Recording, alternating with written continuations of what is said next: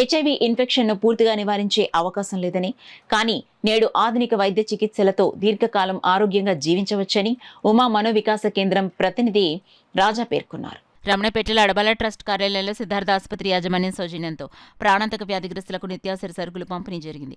ఈ సందర్భంగా ఆయన మాట్లాడుతూ మన దేశంలో కొత్తగా హెచ్ఐవి కేసులు గుర్తిస్తున్నా గతంలో పోలిస్తే బాగా తగ్గుదల కనిపిస్తుందన్నారు.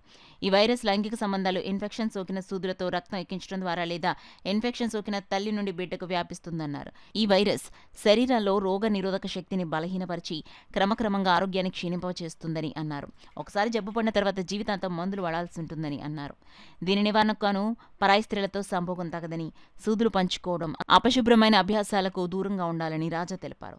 ఈ కార్యక్రమంలో అడబాల రత్నప్రసాద్, అనంతనాగ్, రావు, దేవరాజు, ఎస్ శ్రీ నగేష్, రాజా తదితరులు పాల్గొన్నారు. ఎక్కువగా ఉంటున్నాయి, నమోదవుతున్నాయి.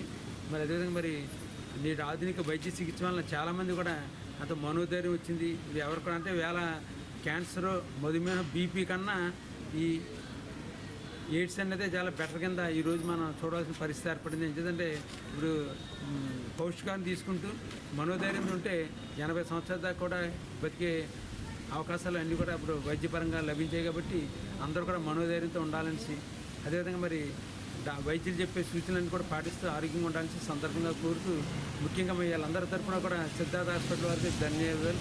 హెచ్ఐవి గురి కాకుండా చేయాలన్నది మా ప్రధాన లక్ష్యము.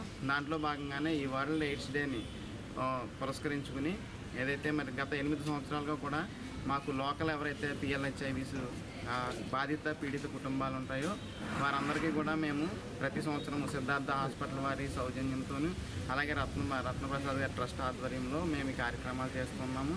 అయితే ఈ ఏడాది కూడా ఒక 30 మంది పిఎల్హెచ్ఐవిస్ కుటుంబాలకు, ఎవరైతే బాధిత పీడిత కుటుంబాలు ఉన్నారో వాళ్ళకి కూడా సుమారుగా ఒక 600-700 రూపాయల వరకు న్యూట్రిషన్ సపోర్ట్, ఒక వారానికి సరిపడా న్యూట్రిషన్ సపోర్ట్ అన్నది మేము ఈ ఏడాది కూడా చేయడానికి వచ్చాము.